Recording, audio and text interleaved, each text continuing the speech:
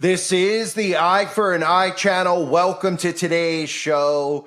You may remember in the past I covered the Netflix quote-unquote phenomenon, the Squid Game.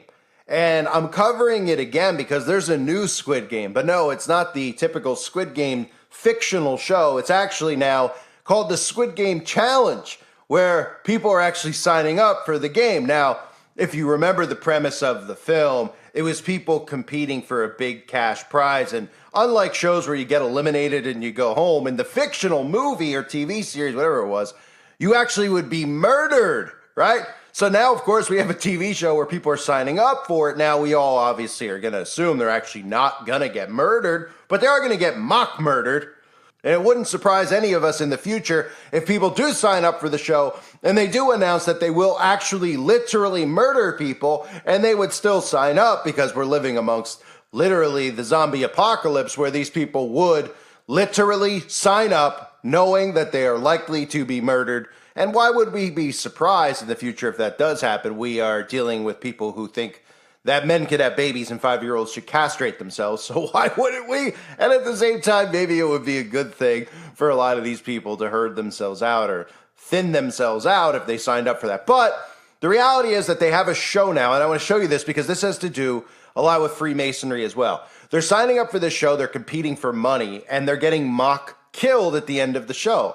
This is what Freemasons do. These are the rituals that they perform. Now, we know that they have mocking rituals, and they have human sacrifice rituals as well. That's right, even in your own town, where you will find a Freemasonic lodge. If you're new to all this, every town in America has one. And if it's not in your town, it's right on the border of your town.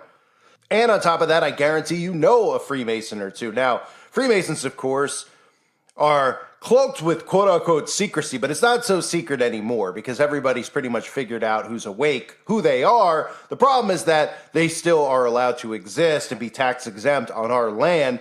And these are the things that they're doing, which are mock rituals. I'll show you after the fact. But I want to show you this with Squid Game, the Squid Game Challenge, how these people are signing up for the Squid Game Challenge, trying to win money.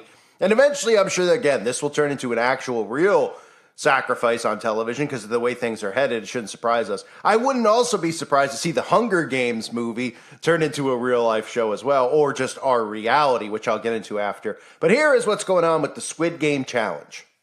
Behind-the-scenes look of Squid Game, The Challenge, the hit reality show based off the popular Netflix series with the biggest game show prize ever, $4.56 million. Will Reeve, there's a looming lawsuit as well. Yes, there is, Robin. Good morning. The original scripted Squid Game was a surprise smash hit. The show was taut with drama and the highest stakes imaginable. This reality show is a faithful recreation with big money on the line. It's back. Let the game begin. Squid Game The Challenge, a new reality competition based on Netflix's most watched show of all time, 2021's global sensation Squid Game. The ultra-violent Korean-language thriller about a group of down-on-their-luck contestants forced to compete in life-or-death versions of classic children's games in the hopes of walking away with a life-changing amount of money.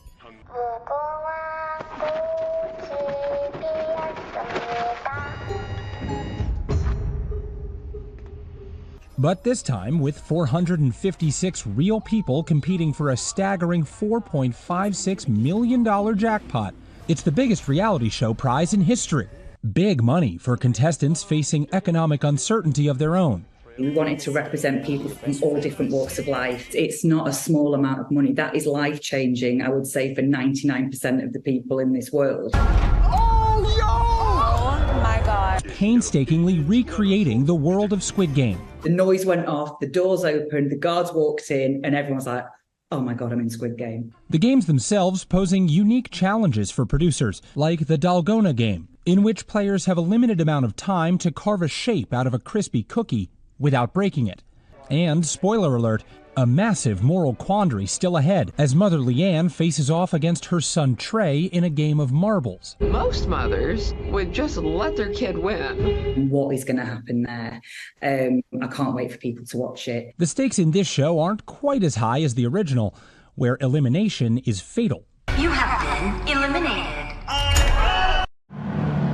Squid Game is back, but as a game show. The first game is red light, green light. Squid Game The Challenge is the highly anticipated spin-off of the most watched series in Netflix history.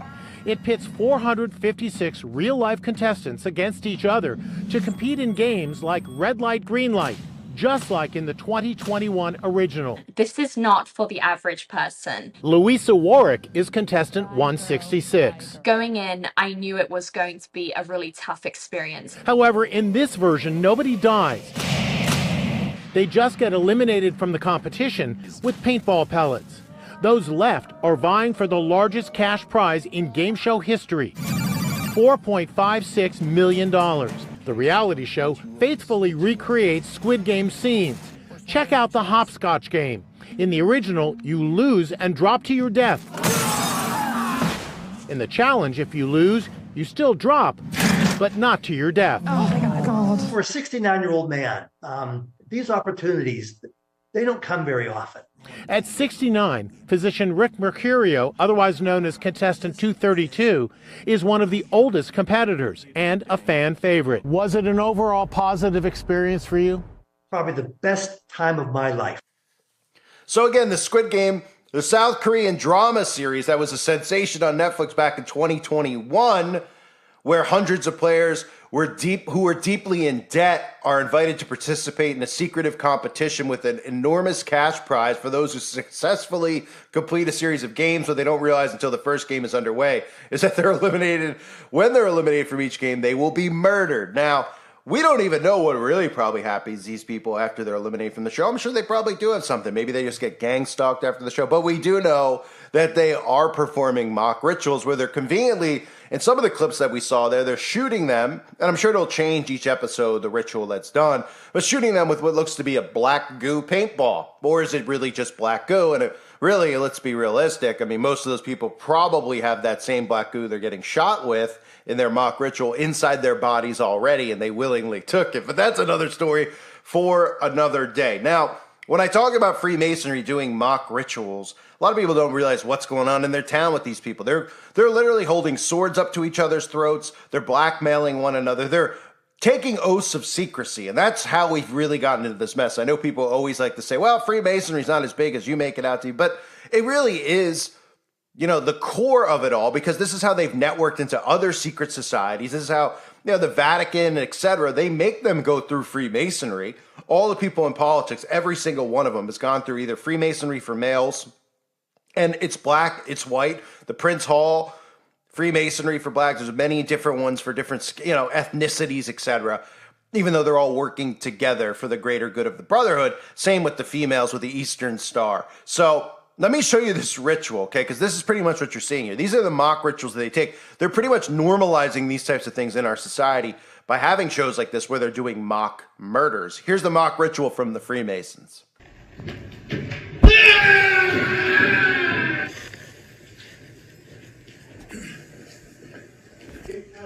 And the East Gate.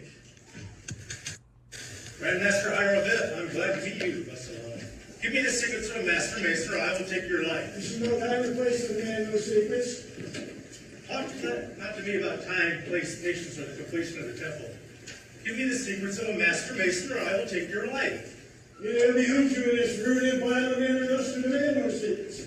When the temple's completed, if found worthy, you'll then receive them lawfully as I have. You have passed Jubilo. Me you cannot pass. My name is Jubilone, well known for my determination of character. What I undertake, that I do. Give me the secrets of a master mason instantly, for I will take your life. I will not. What? Still persist? Then die.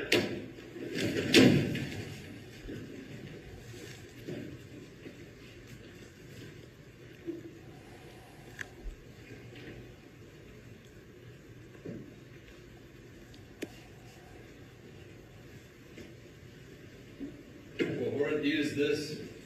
We have slain the Grandmaster Hiram Bill. This is no time for reflection. What shall we do with the body? We'll bury the brothers in the temple. Again, and discuss what to do. Agreed.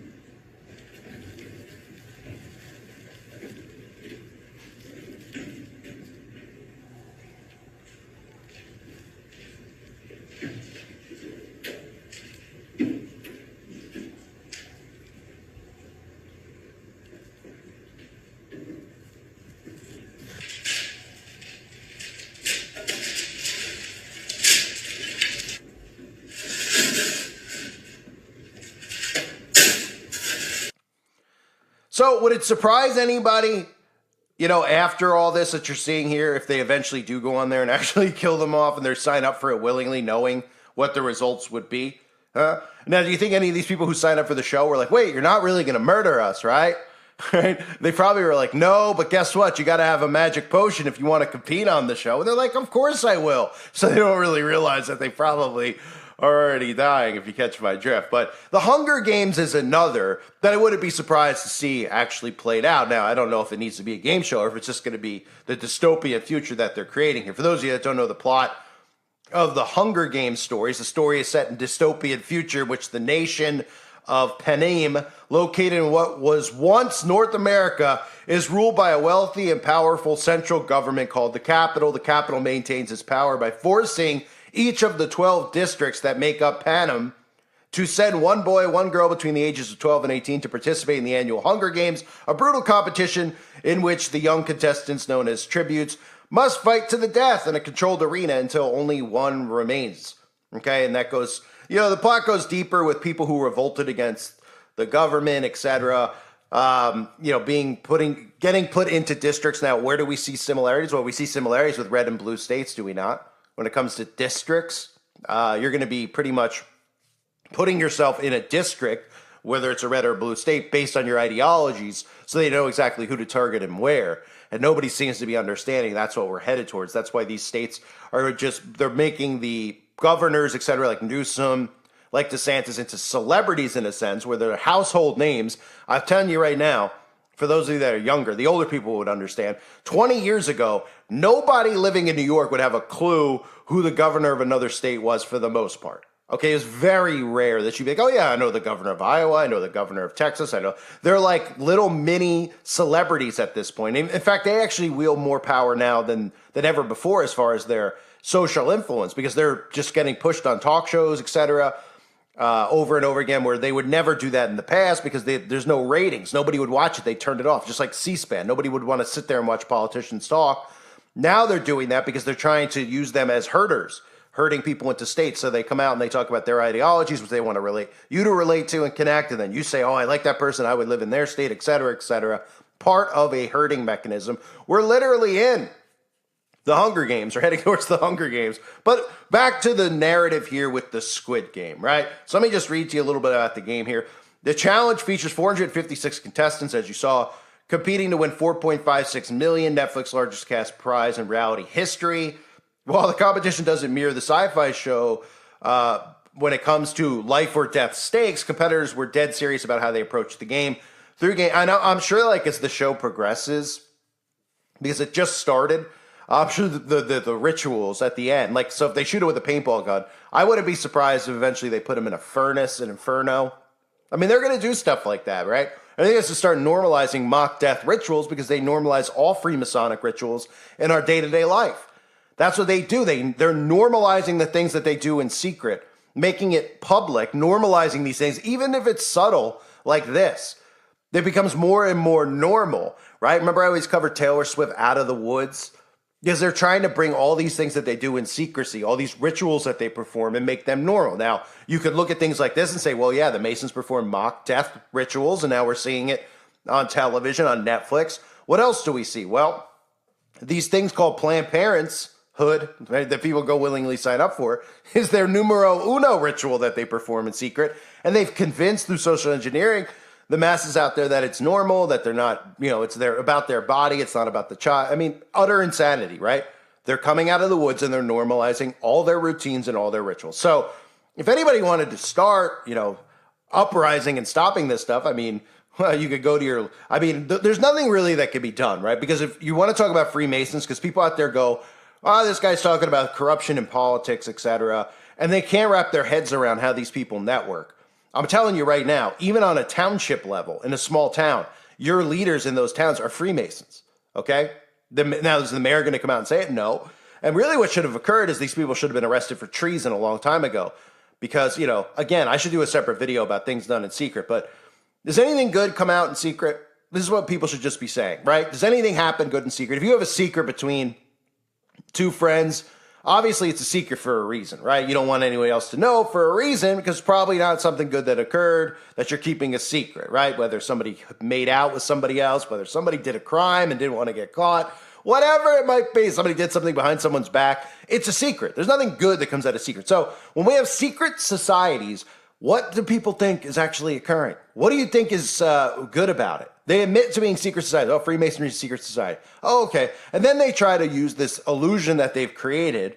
And the illusion, of course, is fraternities, right? So they go, oh, we're just like a fraternity. It's just like that. And there's 8,000 movies about frats, right? But they don't show you the other sides of the frats with the hazing and stuff, which are gateway rituals into Freemasonry and secret societies. But they want you to think, oh, Freemasonry, they're just chugging beer and doing keg stands, just bros who moved on from college and wanted to do more. No, not even close. They're plotting against us. That's what they do. Okay, it's about world domination. These are all themes inside all the books that they read, right? And obviously Albert Pike is the one they go to in all his teachings in Freemasonry. He's the one who talked about starting World War III, and we see it exactly playing out the way his books told us they would play out, right? So what really should occur is these people should be arrested for treason and imprisoned. But now we live in a time period where everybody's on TikTok, nobody cares about what's going on, and we've been infiltrated, and now we're getting set up to be destroyed because everybody's distracted and too busy to care. And of course, they've brainwashed people into thinking stuff like this is misinformation when it's not. It's the truth. So eventually, I'm sure, we'll see Squid Games with real human beings who are actually really willing to lay their lives down for the money, right? And it's interesting, too, with the debt scenarios because we see our society getting more and more in debt as they raise the prices on more and more things. Maybe they'll come and collect. I mean, when you give China power over America, I wouldn't be surprised we do have the real Squid Games here. I wouldn't be surprised at all if a lot of these morons actually sign up willing to lay their lives down for money. And of course, we'll see the Hunger Games play out too. It's pretty incredible what we're getting towards because, again, I'm sure somebody would even do a video on this video and say, this guy thinks that they're actually killing themselves in the Squid Game challenge. And that's not what I'm saying at all, obviously. I'm saying what they're doing are mock rituals, which are Freemasonic, which they're normalizing. But I'm saying in the future, I'm sure that they probably will. And they'll have it on TV, right? Because even the Hunger Games is televised. It's a televised sacrifice. All this stuff continuing to get normalized in our society as our society continues to accept it and the rest of the people continue not to uprise against it because they're too busy fighting amongst each other. All done by design, all from the secret societies. I thank everybody for being here. I hope you're all doing well. God bless you as always and your families.